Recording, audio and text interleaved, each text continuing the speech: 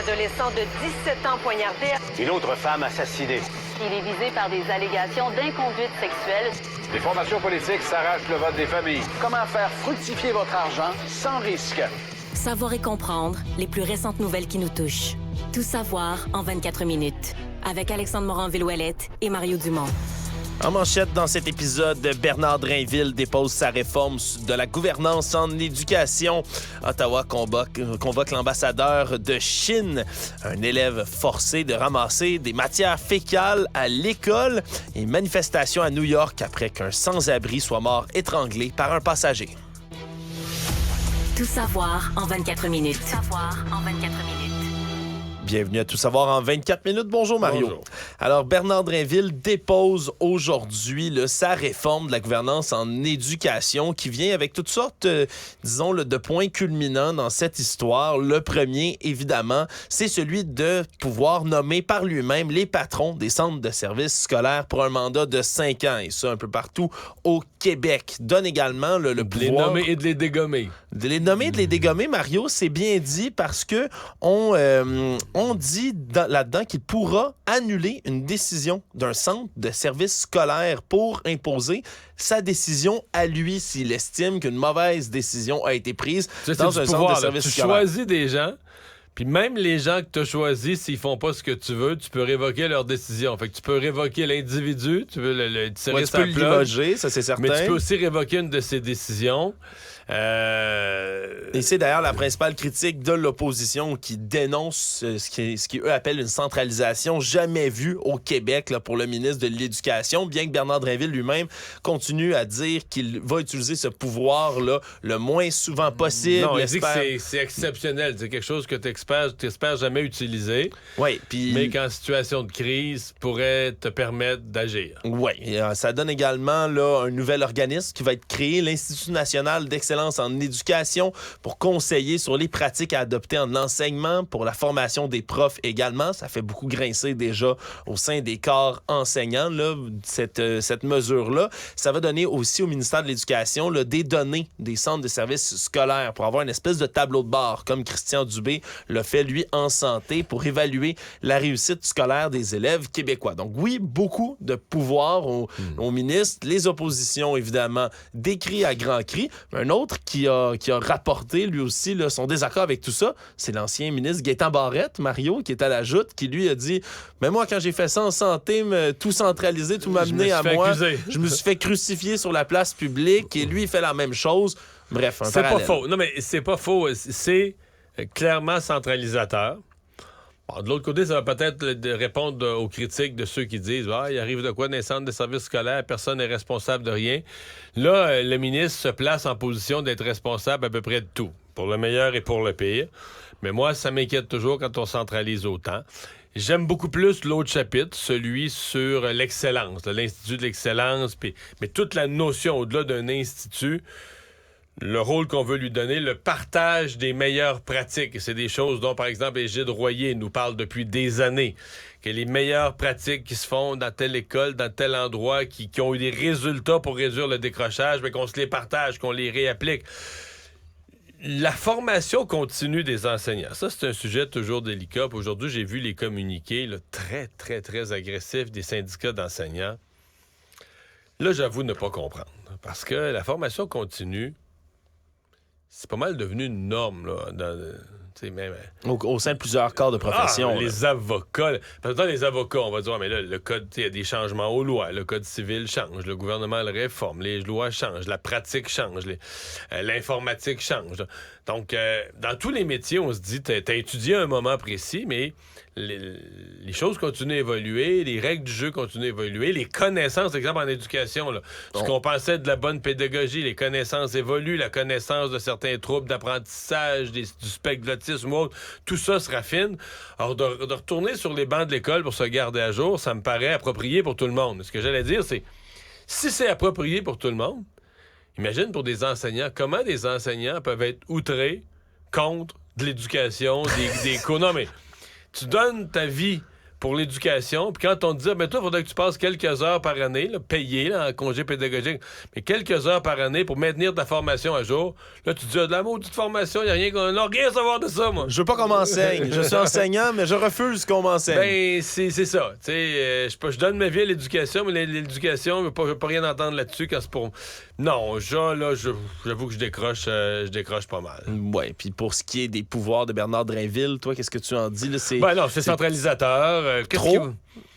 Ben, pas mal, ça me fatigue. Ben, l'autre malaise, c'est que c'est quand même... il corrige pas une situation qui date d'un ancien gouvernement. Dans le fond, ce qui change, c'est la réforme des commissions scolaires. Ben, le retrait des élections scolaires. Puis là, les commissions scolaires sont devenues des centres de services scolaires. Et c'est ça qu'ils viennent corriger. Il y a vraiment deux façons de regarder ça. Si tu veux être positif avec la CAQ, tu dis, regarde, là, tu fais une première réforme, tu regardes ce que ça donne, puis 2-3 ans après, tu repasses dessus. Puis comme quand tu fais de la finition d'un travaux. Là, tu fais le rough, tu regardes ce que ça donne, puis tu repasses le papier sablé après. Là, dans ce cas-ci, tu peux le voir comme ça, mais tu peux aussi le voir que Jean-François Robert n'a pas fait de la bonne affaire, puis là, il y en a un autre qui réouvre le capot. Tu sais, 2-3 ans après, qui rouvre le capot une nouvelle fois, puis là, on recommence la réforme de structure, puis d'aller jouer là-dedans, puis ça, c'est pas toujours utile et agréable.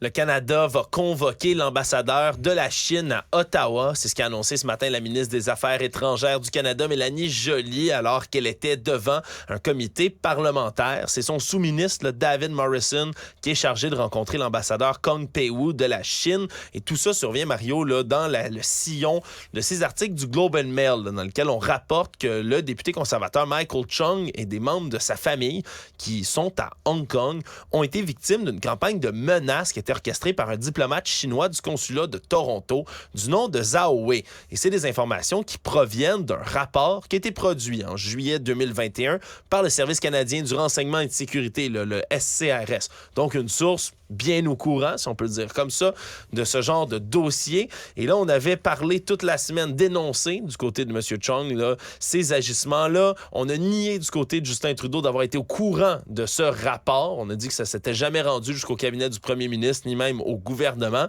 Et donc, c'est maintenant qu'on réagit, qu'on convoque l'ambassadeur. Qu'est-ce qu'on va faire par la suite avec ce diplomate qui est lié à tout ça? Ça, c'est une autre question. Là. On dit examiner du côté de Mme Joly là, tous les moyens, toutes les conséquences qu'on peut utiliser pour sanctionner ce genre de comportement-là, mais il n'y a rien pour l'instant là, qui a été annoncé encore. Et la Chine, bien évidemment, de son côté, continue à nier. C'est un premier pas du gouvernement Trudeau, peut-être, pour agir c'est du en rattrapage. ingérence? C'est du rattrapage. Je pense que par rapport au député Chung, là, tu dis, un élu a été menacé, sa famille menacé, intimidé. Il y a un malaise très, très réel au gouvernement. Est-ce que les services de renseignement ont un peu dormi au gaz? Est-ce que le gouvernement lui-même a un peu dormi au gaz? Ça, on le saura probablement jamais. Mais je pense que dans un mode rattrapage, là, tout à coup, on veut en faire un peu plus que moins. C'est probablement finalement ce qui aurait dû être fait au début, là. Au tout départ. Si tu penses qu'un de tes députés a été, ou sa famille a été victime, t'es dans un pays démocratique, puis un de tes députés ou les membres de sa famille ont été victimes d'intimidation pour essayer de les faire changer d'idée ou de les faire plier, tu convoques l'ambassadeur, là. Tu dis, tu peux pas laisser une puissance étrangère jouer un rôle comme ça dans ta démocratie si t'es sérieux. Fait que là, on le fait alors que l'affaire est à la une des journaux, puis fait scandale, puis que le député lui-même se plaint de ne pas avoir été averti. Ça s'appelle mode réactif. Actualité. Tout savoir en 24 minutes. Événement troublant rapporté à nos collègues de TVA Nouvelles un peu plus tôt aujourd'hui. Là. Un événement survenu lundi à l'heure du midi dans une école primaire. Lionel Groulx, qui se trouve là tout près là, de la rue Plessis. Et on a un concierge de l'établissement en question qui aurait demandé, voire même forcé, un enfant de 6 ans, donc de la maternelle, à ramasser des matières fécales qui se trouvaient au sol dans la salle de bain. Donc oui, du caca au sol, ramassé à la main avec des des gants par l'élève, tandis que l'employé, le concierge, surveillait une technicienne au service de garde. Elle aussi était présente lors de l'événement. Donc, on ne peut pas mettre ça que c'est l'initiative personnelle d'un employé d'entretien. Non. Il y avait une éducatrice, une technicienne en service de garde avec lui. On dit que ça se voulait une approche réparatrice comme ça, donc de ramasser les matières fécales au sol. Approche réparatrice, le sous-entendu, c'est qu'eux semblaient avoir la conviction et la certitude que c'était lui. C'était lui l'auteur, mettons. Ouais, sans avoir la preuve qu'il est, je reprends ton terme, l'auteur de la matière fécale. Au sol, à ce point-là... Mais la mère et l'enfant, en tout cas... Je sais pas, mais la mère et l'enfant corroborent pas ça du tout. Là. Absolument. Là. La mère, dont l'identité est protégée pour l'instant, là, elle se remet à peine de ses émotions, dit vouloir en parler publiquement pour dénoncer justement le geste humiliant, dégradant qui a été posé à son enfant. Elle affirme qu'elle a rencontré là, la direction de l'école primaire, Lionel Groux, que le directeur s'est excusé au nom de l'établissement, qu'on s'est assuré qu'on ne va jamais refaire ça et que le concierge n'aurait jamais dû agir de cette manière. Et dans la dernière heure, Mario, il y a Marois Risky, la députée, mais surtout critique en matière d'éducation de l'opposition officielle, qui dit qu'elle a parlé avec la mère de l'enfant. Elle dit l'élève et sa mère sont sous le choc. La mère m'apprend que son fils a un code 50, donc un trouble du spectre de l'autisme, et que le protecteur de l'élève a refusé sa plainte car elle était trop hâtive. Donc c'est, encore une fois... Trop hâtive. C'est ce que rapporte Mme Risky, du moins. Elle dit le protecteur national d'élèves ne peut qu'au mieux recommander de ne pas exiger qu'un enfant de 6 ans de ramasser ses matières fécales à l'avenir. Il n'y a pas de pouvoir décisionnel. Donc, ça revient un peu, si on veut, Mario, même si c'est pas le même cas du tout, mais ça revient quand même dans cette veine en éducation de plaintes qui sont rapportées, qui sont pas nécessairement acheminées ou traitées assez rapidement. Puis encore une fois, c'est un élève de 6 ans là, qui en paye les frais cette fois-ci. Oui. Non, c'est une histoire, à mon avis, qui va avoir des suites. L'école, là, cet après-midi, l'histoire sort, est rendue publique. Tout le monde tombe tout de suite en mode défensif-réaction, mais je m'attends à ce que dans les jours qui viennent, l'école doive fournir des réponses. Je comprends, surtout avec les informations que Marois Risky fait sortir, je comprends l'émoi et la colère de la mère. On serait à moins choqués. Puis cette notion de justice réparatrice, je sais pas, là... faudrait qu'on monte en pédagogie.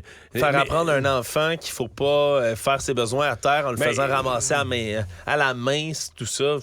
Non, je sais pas. Je pense pas que c'est la bonne chose. L'ingénieur déchu retrouvé coupable d'agression sexuelle, Simon Houle, un cas qui avait fait le tour des médias, qui avait au départ, lui, a obtenu une absolution pour avoir agressé sexuellement une amie, finalement avait été condamné, mais s'en va officiellement en maison de transition, lui qui sort déjà de prison, une décision rendue par la Commission québécoise des libérations conditionnelles aujourd'hui. La commission, elle, juge qu'il ne représente pas un risque inacceptable pour la société dans le cadre d'une permission de sortir, va se retrouver donc dans la maison de transition, va devoir respecter de nombreuses conditions, suivre entre autres des thérapies pour ses problèmes sexuels, ne pourra plus consommer d'alcool ni de drogue, ne pourra pas se retrouver dans un bar également. Et c'est un peu, si on veut, là, la conclusion, du moins on l'espère, là, de cette longue saga autour de Simon Houle. On espère que c'est la conclusion qui va prendre les dispositions, parce que... On se souviendra, il a été absous une première fois. Non, c'est ça, il a été absous une première fois, puis là, je mets de côté là, qu'il y a eu un appel, mais quand il était dans cette espèce de période de grâce, là, où tout le Québec était outré, surpris qu'il ait reçu cette absolution, mais lui, il était le bénéficiaire, plutôt que de dire, hey, là, je l'ai échappé belle, j'ai été chanceux, je vais me comporter de façon impeccable pour pas me retrouver à nouveau dans cette situation-là. Se rend à Cuba. Ben oui, se rend à Cuba, il le refait. Oui, attrape les fesses d'une femme sans son consentement là-bas à Cuba.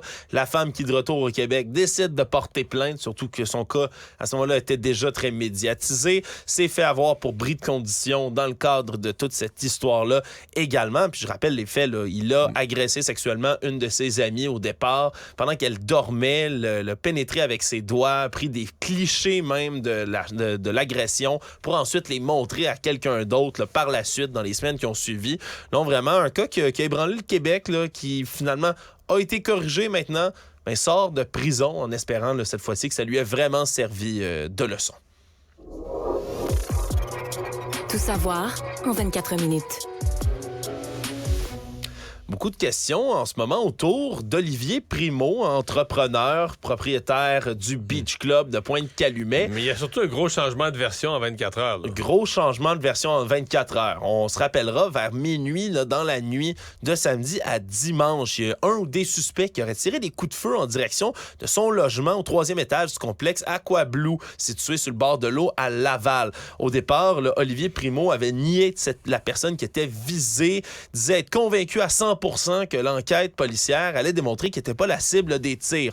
Or, on apprend ce matin là, qu'il a communiqué lui-même avec la police de Laval et que finalement, il s'est peut-être rendu compte que c'était vraiment pour lui. Cette menace a annoncé aujourd'hui qu'il allait prendre un recul des réseaux sociaux et de la vie publique pour quelques semaines par mesure de sécurité pour sa famille et lui-même.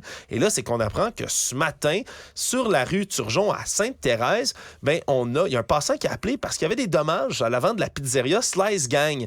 Le problème, c'est que la pizzeria Slice Gang, ça a été confondé par Olivier Primo en 2022. Et donc, on aurait lancé, tout porte à croire qu'on aurait lancé des cocktails Molotov sur l'établissement. On a là, vu des vitres fracassées, des bouteilles de bière brisées sur place. Et donc, la police a constaté que ça avait bien été un endroit victime d'incendie criminel. C'est ça. Oui, de tentative d'incendie criminel dans cette histoire-là. Heureusement, les dégâts sont superficiels, puis surtout situés à l'extérieur, là, si on veut, du bâtiment. Mais ça fait quand même 2 attaques en quelques temps sur Olivier Primo, du moins ce qui lui appartient. Là, en se retirant des réseaux sociaux, le sous-entendu, c'est que ce serait ses positions publiques ou ses prises de position ou son personnage public, parce que des fois, en affaires, tu peux avoir aussi tu peux te faire des ennemis en affaires, là. Oui, ça peut arriver. Il faut comprendre aussi qu'Olivier Primo, c'est quelqu'un qui est très présent sur les réseaux sociaux, très, très public, s'exprime sur toutes sortes d'enjeux. Il était à Miami là, au moment où on s'est tiré dans son logement, heureusement. Donc, lui n'a pas été blessé. Mais là, on dit que l'ampleur du dossier est telle qu'on pourrait transférer tout ça à la Sûreté du Québec même. Et Olivier Primo a avoué, selon plusieurs sources, qu'il n'a aucune idée de qui pourrait lui en vouloir. Il serait vraiment anxieux à l'idée qu'il y a des individus qui décident de s'en prendre à lui. Chose certaine, là, du côté de la police, on va pas lésiner sur les moyens. On va poursuivre l'enquête qui pourrait bientôt révéler de nouveaux éléments. Quelques jours seulement après un atterrissage spectaculaire à Cuba d'un avion Sunwing dont le pneu avait éclaté, une pilote de ligne qui avait réussi à faire atterrir l'avion de Sunwing à cet endroit. Mais là, il y a un nouveau vol, Mario, de Sunwing qui vient d'avoir un problème assez important pour atterrir d'urgence. Là. Tout ça a été raconté, entre autres, là, nos collègues du journal par Annie Benoît, qui était une passagère de cet avion. Ils se rendaient jusqu'à Cuba et ça fait 15 minutes à peine qu'ils sont décollés dans les airs. Et là, il y a des enfants, des adultes qui se mettent à avoir très, très mal aux oreilles. Ils se mettent à faire extrêmement chaud dans la cabine. Et là, bang! Le sac de chips de la dame à côté de Mme Benoît explose, littéralement. Donc la pressurisation et la dépressurisation ne fonctionnent pas bien. On n'avait pas pressurisé la cabine du tout. Et là, si on avait continué à monter plus haut en altitude, ça aurait pu être vraiment grave pour la santé des passagers. C'est à ce moment-là que les masques sont tombés dans l'avion et qu'on a mentionné retourner à l'aéroport de Montréal. Atterrissage d'urgence à l'aéroport Montréal-Trudeau. Et finalement, ils ont passé des heures, les passagers, pendant qu'on tentait de leur retrouver un nouveau vol. Mme Benoît, elle, vers 22 heures, a décidé que c'en était assez, comme une dizaine d'autres passagers, et ont décidé de rentrer chez eux puis de faire une croix là-dessus.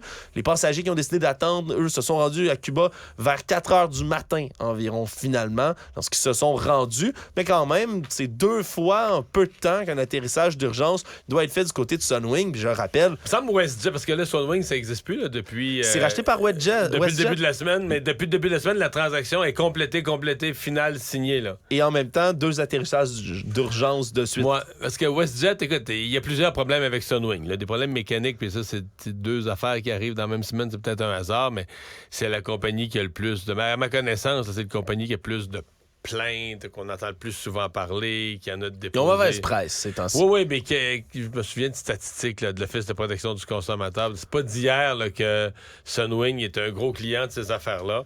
Et là, je sais pas. Est-ce que, de fois, la question est... Parce que WestJet, semble-t-il, nous, on l'utilise moins, ils sont plus dans l'ouest du Canada, mais semble-t-il qu'ils ont une bonne réputation de fiabilité.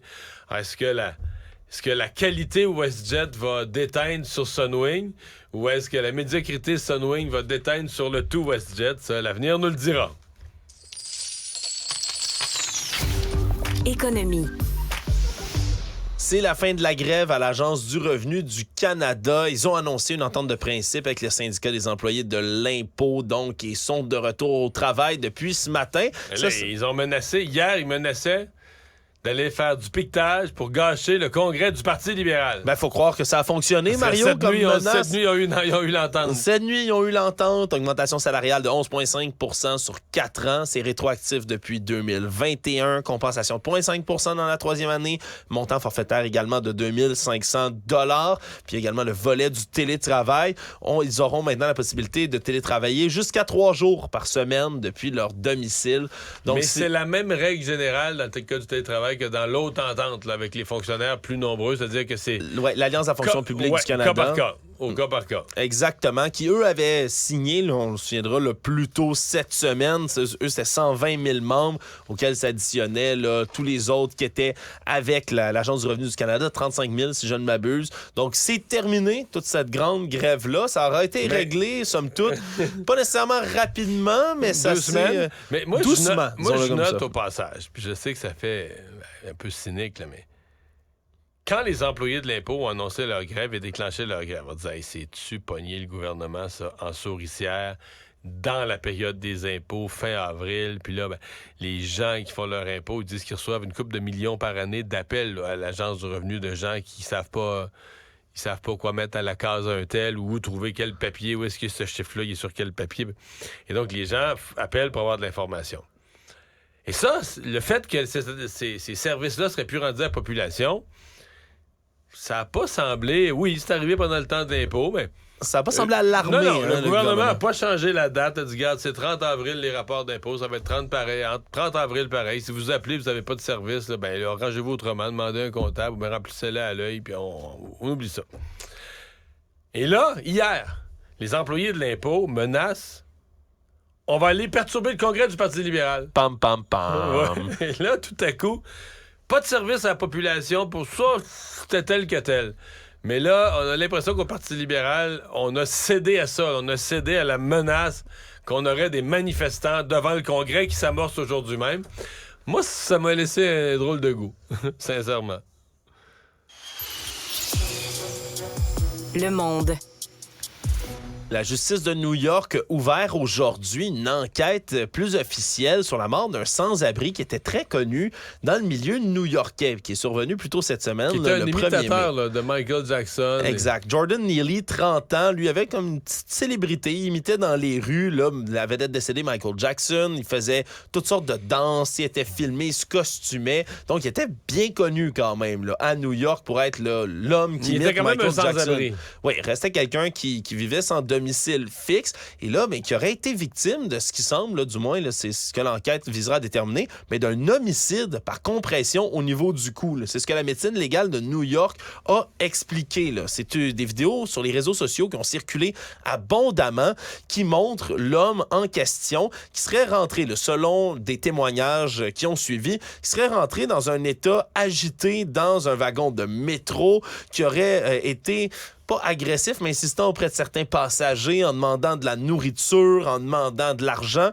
Et là, il aurait été saisi par derrière par un homme de 24 ans, un ancien soldat de la marine, un marine, qui l'aurait saisi là, vraiment à bras-le-corps, et c'est ce que la vidéo démontre, là, saisi au haut du corps, autour du cou, et le maintient là, pendant de longues minutes au sol. Puis c'est une prise d'étranglement qui lui aurait fait perdre connaissance et qui l'aurait tué par la suite. Et là, on l'avait interrogé du côté de la police, puis relâché rapidement. Mais depuis ce temps-là, Mario, à New York, il y a des manifestations, il y a des gens en colère qui sont entrés dans le métro avec des pancartes qui demandent une enquête. Et finalement, enquête, il y aura. Puis ce sera au parquet à déterminer si finalement il y aura des accusations criminelles portées. Mais c'est un cas, encore une fois, là, où on voit un homme blanc qui étrangle un homme noir aux États-Unis. Tout ça rappelle toutes sortes d'affaires comme celle de George Floyd, même si c'est pas un policier. C'était pas vraiment légitime défense. Je crois pas que tu es un type désorganisé, mais est-ce que c'est à toi de le saisir puis de l'étrangler jusqu'à le tuer? Ce sera à la justice de le déterminer. Toujours aux États-Unis, Mario, il y a 4 membres du groupe d'extrême droite, les Proud Boys, qui étaient impliqués dans l'assaut du Capitole du 6 janvier 2021, qui ont été reconnus coupables là, d'un chef d'accusation extrêmement rare, le chef de sédition dont ils ont été accusés. Là. Ça implique d'avoir planifié l'usage de la force pour s'opposer au gouvernement. Puis c'est passible de 20 ans de prison aux États-Unis. Il y a 5 membres à être jugés devant le tribunal. Le 5e, on n'est pas parvenu à un verdict unanime quant au chef de sédition, mais c'est des chefs d'accusation extrêmement importants. Puis ils surviennent après d'autres accusés qui ont été reconnus coupables de la même chose en novembre, en janvier, les Oath Keepers aussi, qui ont été reconnus coupables de sédition. Mais avant ces procès-là, il fallait remonter à au-dessus de 25 ans avant que quelqu'un ait été reconnu coupable de sédition. Donc, même si on peut penser que l'assaut sur le Capitole est resté impuni pour bien des gens, mais c'est plus de 950 partisans jusqu'ici de l'ex-président républicain Donald Trump qui ont été traduits en justice pour l'assaut. Quelques condamnations quand même sévères. Oui, absolument. Comme je le dis, il risque 20 ans de prison pour avoir fait ça. Résumer l'actualité en 24 minutes, c'est mission accomplie. Tout savoir en 24 minutes.